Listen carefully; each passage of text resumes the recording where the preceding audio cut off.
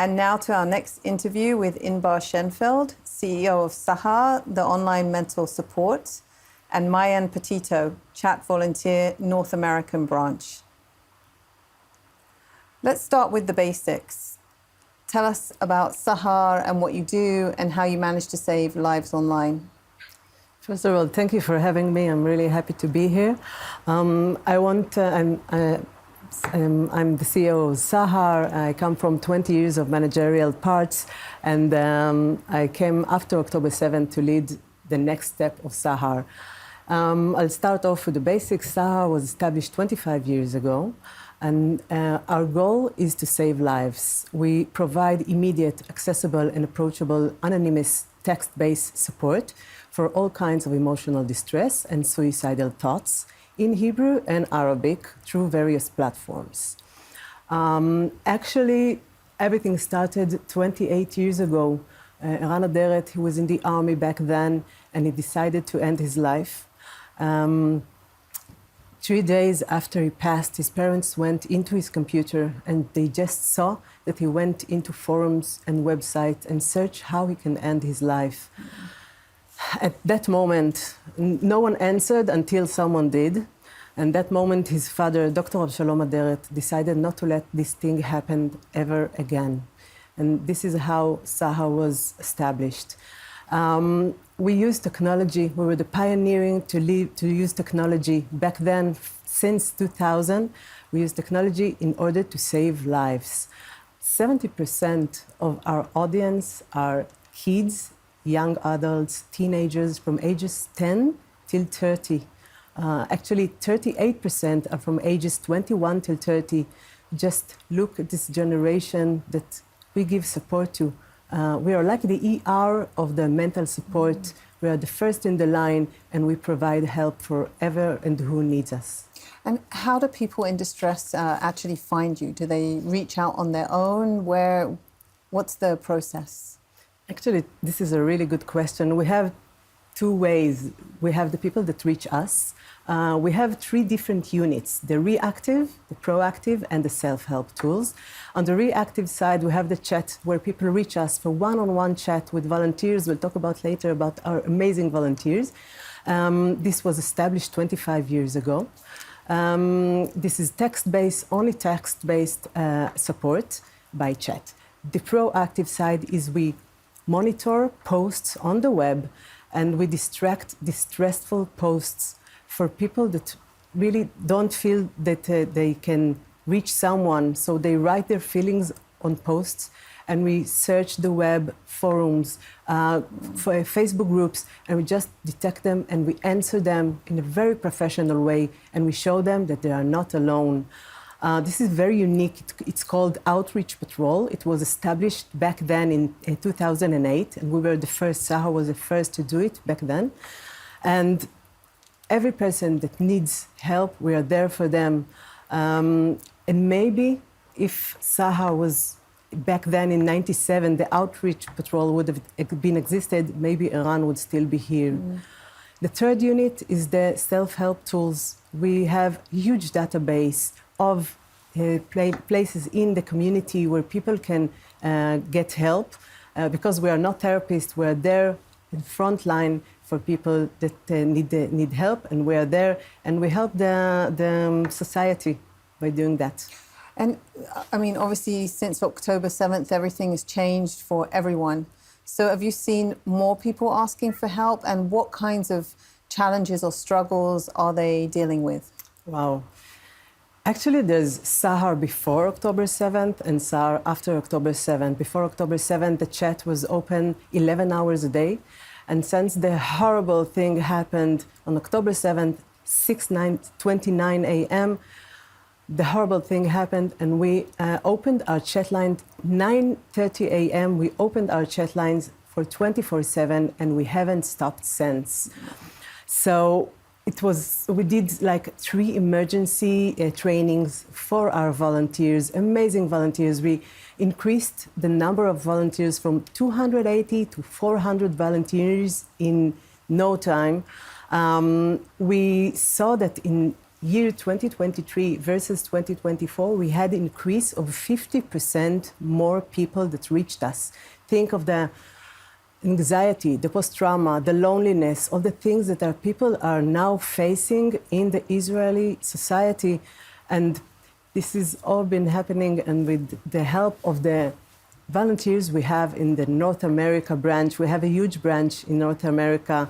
We'll talk about it maybe later. And they help us save lives here every day and answer these, all this emotional distress that people are feeling. Think of a high-tech company that in 1 minute just doubles its operations. And this is what happened in SAHAR. We needed to double our operation in 1 minute. Like, it was really something that SAHAR is a really amazing place, and that we are able to give support to people in these times. And in the Rising Lion war that we had like only a month ago, it seems so long, but it was a month ago, we could see the increase of the number of people that reached us. If I talked and said that it reached like between 23 to 24, we reached even for 50%. In 25, we see that we have 30% more. So think of the post-trauma that people are feeling here, and we want to give more, to be more resilient, to give the strength to the society, and to grow from the PTSD to the PTG. It's a phrase I just learned recently, and I really believe it, because the post-trauma to PTSD, post-traumatic growth, and we as a society can do that. We're a good nation that we can grow from the post-trauma. And you mentioned the volunteers, and I know that your entire team is made up of volunteers. So what makes them so special, and how do you prepare them to deal with such emotional work?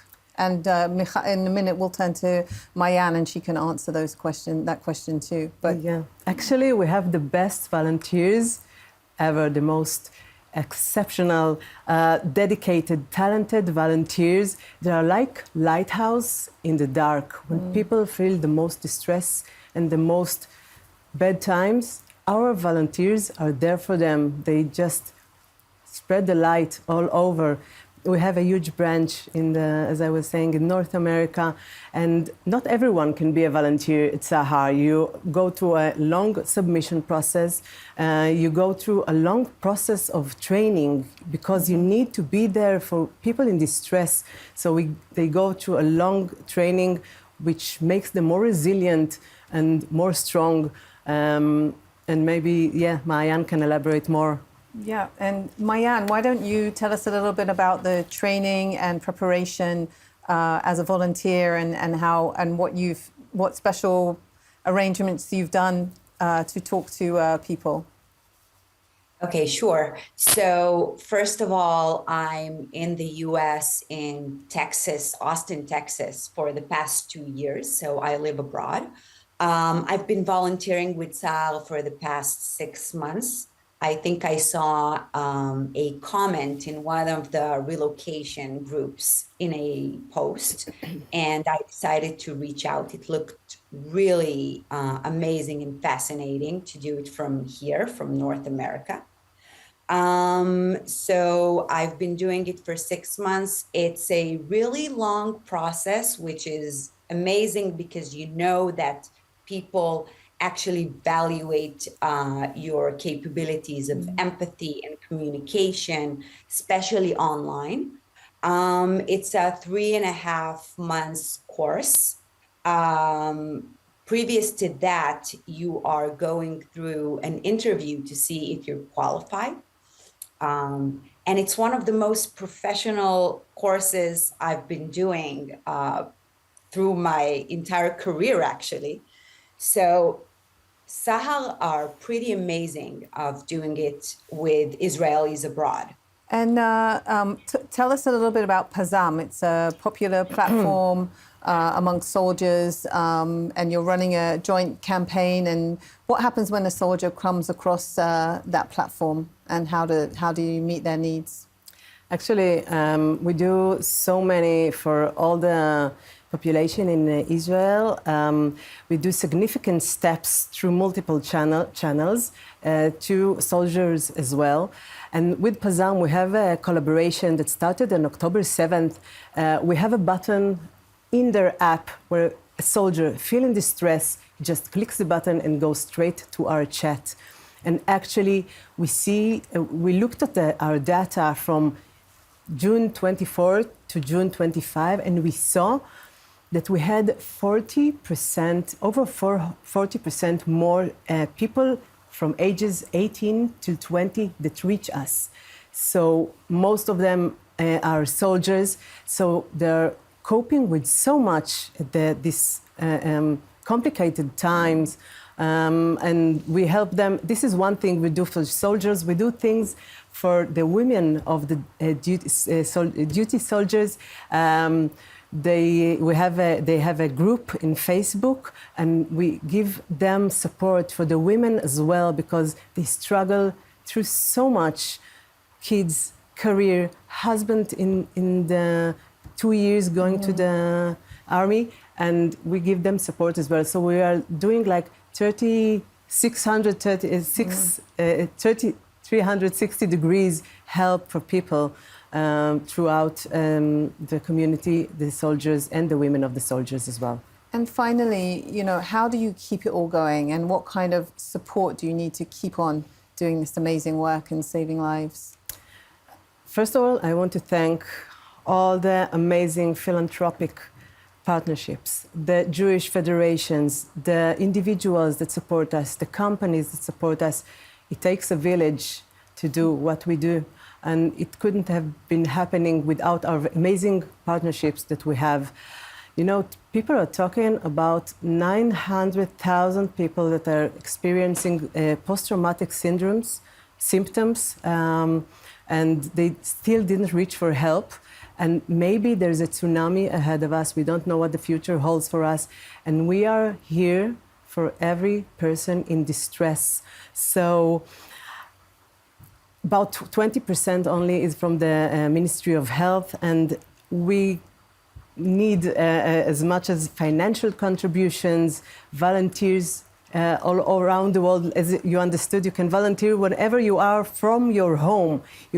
You can be all over the world, and technological assistance as well to keep providing and scale up our operations. And every donation, every contribution, every partnership will help us save more lives, because we save lives every day.